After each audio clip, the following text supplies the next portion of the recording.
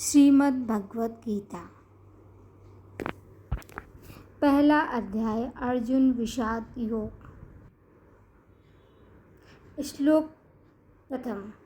धृतराष्ट्र बोले, हे संजय, धर्मभूमि कुरुक्षेत्र में एकत्रित युद्ध की इच्छा वाले मेरे पांडवों के पुत्रों ने क्या किया। श्लोक दूसरा।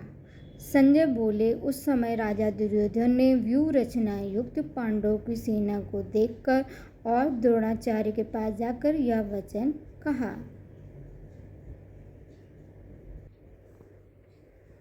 श्लोक तीसरा।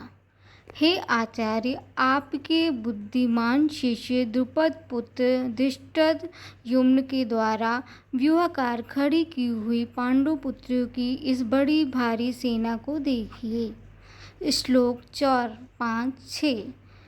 इस सेना में बड़े बड़े धनुषों वाले तथा युद्ध में भीम और अर्जुन के समान शूरवीर सात्यकी और विराट तथा महारथी राजा द्रुपद, दृष्टकेतु और चेकितान तथा बलवान काशीराज पुरजित, कुंती भोज और मनुष्यों में श्रेष्ठ सभ्य पराक्रमी युद्धामन्यु तथा बलवान उत्तमौजा सुभद्रा पुत्र अभिमन्यु और द्रौपदी के 5 पुत्र, ये सभी महारथी हैं। श्लोक 7।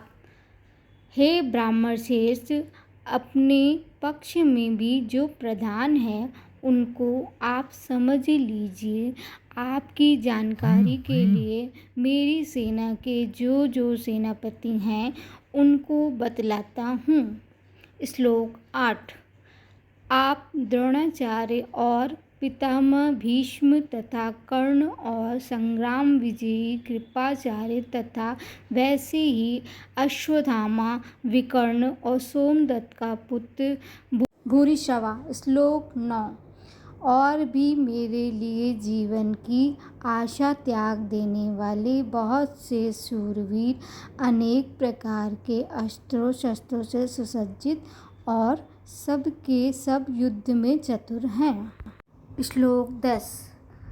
भीष्म पितामह द्वारा रचित हमारे वह सेना सब प्रकार से अजेय है और भीम द्वारा रचित इन लोगों की यह सेना जीतने में सुगम है। श्लोक 11।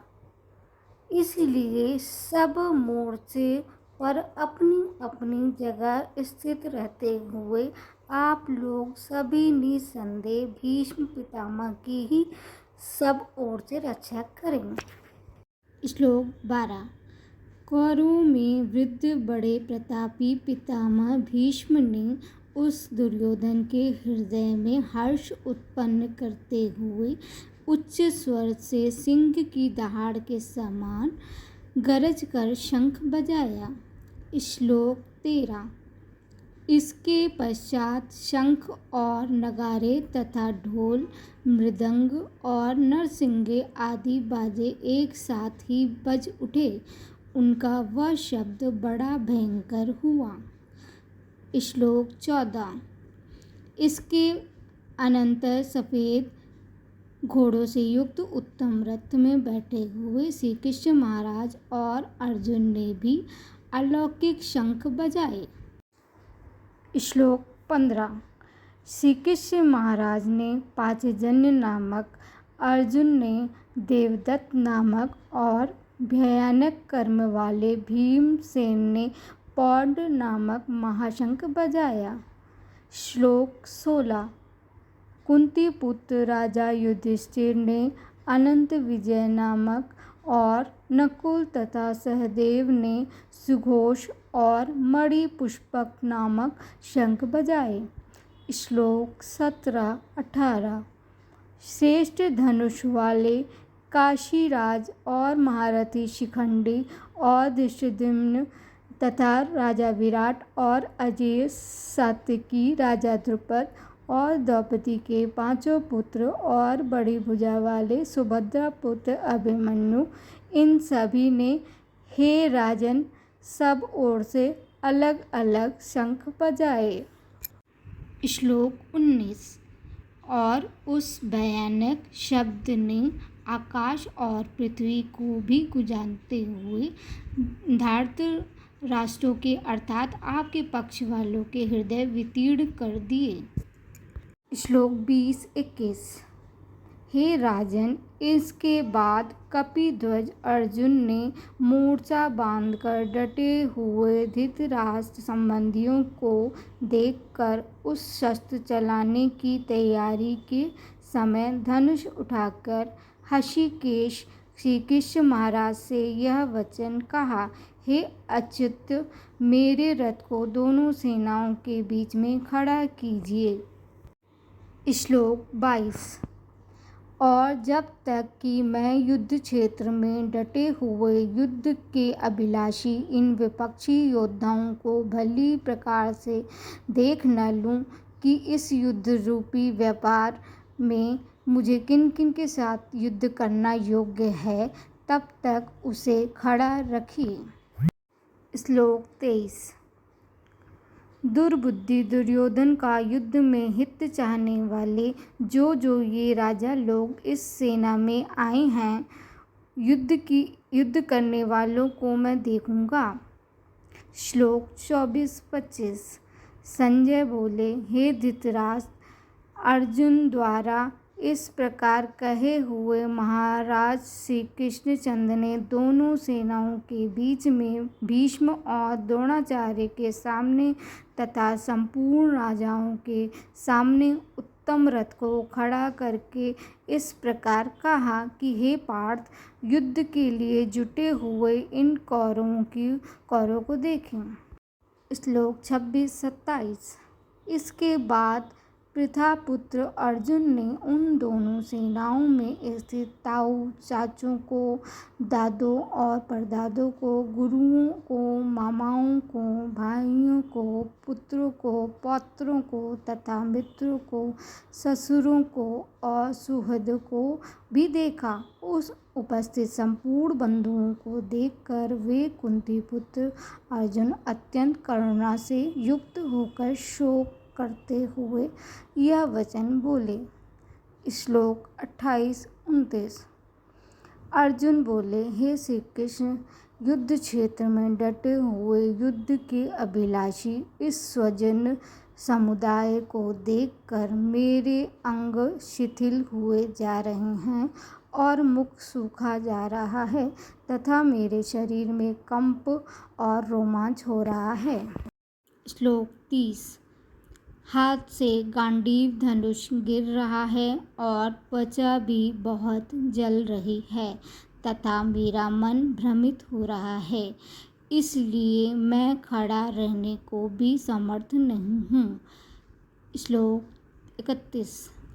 हे केशव, मैं लक्षणों को भी विपरीत देख रहा हूँ तथा युद्ध में स्वजन समुदाय को मारकर कल्याण भी नहीं देखता। श्लोक 32। हे श्री कृष्ण, मैं न तो विजय चाहता हूँ और न राज्य तथा सुखों को ही। हे गोविंद, हमें ऐसे राज्य से क्या प्रयोजन है अथवा ऐसे भोगों से और जीवन से भी क्या लाभ है। श्लोक 33। हम जिनके लिए राज्य, भोग और सुखादि अभीष्ट है, वे ही ये सब धन और जीवन की आशा को त्याग कर युद्ध में खड़े हैं। श्लोक 34। गुरुजन, ताऊ, चाचे, लड़के और उसी प्रकार दादे, मामे, ससुर, पौत्र, साले तथा और भी संबंधी लोग हैं। श्लोक 35। हे मधुसूदन, मुझे मारने पर भी अथवा तीनों लोकों के राज्य के लिए भी मैं इन सबको मारना नहीं चाहता, फिर पृथ्वी के लिए तो कहना ही क्या। श्लोक 36। हे जनार्दन, धृतराष्ट्र के पुत्रों को मारकर हमें क्या प्रसन्नता होगी, इन आतताइयों को मारकर तो हमें पाप ही लगेगा। श्लोक 37। अतएव हे माधव, अपने ही बांधव धृतराष्ट्र के पुत्रों को मारने के लिए हम योग्य नहीं हैं, क्योंकि अपने ही कुटुंब को मारकर हम कैसे सुखी होंगे। श्लोक 38-39। यद्यपि लोभ से भ्रष्ट हुए ये लोग कुल के नाश से उत्पन्न दोष को और मित्रों से विरोध करने में पाप को नहीं देखते, तो भी है जनार्दन, कुल के नाश से उत्पन्न दोषों को जानने वाले हम लोगों को इस पाप से हटने के लिए क्यों नहीं विचार करना चाहिए। श्लोक 40। कुल के नाश से सनातन कुल धर्म नष्ट हो जाते हैं। धर्म के नाश हो जाने पर संपूर्ण कुल में पाप भी बहुत फैल जाता है। श्लोक 41। हे कृष्ण, पाप के अधिक बढ़ जाने से कुल की स्त्रियां अत्यंत दूषित हो जाती हैं, और हे वार्ष्णेय, स्त्रियों के दूषित हो जाने पर वर्ण संकर उत्पन्न होता है। श्लोक 42। वर्ण संकर कुल घातियों को और कुल को नरक में ले जाने के लिए ही होते हैं। लुप्त हुई पिंड और जल की क्रिया वाले, अर्थात श्राद्ध और तर्पण से वंचित इनके पितर लोग भी अधोगति को प्राप्त होते हैं। श्लोक 43। इन वर्ण संकर कारक दोषों से कुल घातियों के सनातन कुल धर्म और जाति धर्म नष्ट हो जाता है। श्लोक 44। हे जनार्दन, जिनका कुल धर्म नष्ट हो गया है, ऐसे मनुष्यों का अनिश्चित काल तक नरक में वास होता है, ऐसा हम सुनते आए हैं। श्लोक 45। हाँ शोक, हम लोग बुद्धिमान होकर भी महान पाप करने को तैयार हो गए हैं, जो राज्य और सुख के लोभ से स्वजनों को मारने के लिए उद्यत हो गए हैं। श्लोक 46। यदि मुझ शास्त्र रहित और सामना न करने वाले को शस्त्र हाथ में लिए हुए धृतराष्ट्र के पुत्र रण में मार डालें, तो वह मरना भी मेरे लिए अधिक कल्याणकारक होगा। श्लोक 47। संजय बोले, रणभूमि में शोक से उद्विग्न मन वाले अर्जुन इस प्रकार कहकर बाण सहित धनुष को त्याग कर रथ के पिछले भाग में बैठ गए। इस प्रकार उपनिषद, ब्रह्मा विद्या तथा योग शास्त्र रूप श्रीमद् भगवद गीता के श्री कृष्ण अर्जुन संवाद में अर्जुन विषाद योग नामक प्रथम अध्याय संपूर्ण हुआ।